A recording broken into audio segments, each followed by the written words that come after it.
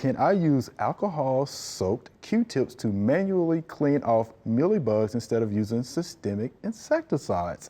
And this is Lisa. So I actually like this question, right?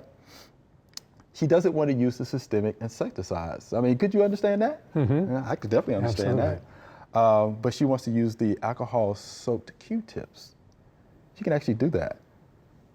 And it actually works pretty well when you have light infestations. Okay. If you have a lot of those mealybugs there, then yeah, you have to consider using the soaps, insecticidal soap, and the oils. Yeah, neem oil. Right, neem oil would be one. Read and follow the label on that, Miss Lisa. So that's what I would do. And this is probably, I'm wondering if this is an indoor plant.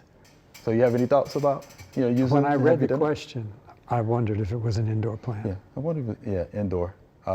Yeah, because I don't think I would use a systemic insecticide, period. No. Whether it was indoor or outdoor. You can see them, very pronounced, these mealybugs. Yeah, and if you have a light infestation, again, you can use the Q-tips that are soaked in alcohol. Be careful not to dab the leaves, with the alcohol, because you don't want to damage the leaves. Mm-hmm. But that's what I would do. I would use that instead of these systemic insecticides.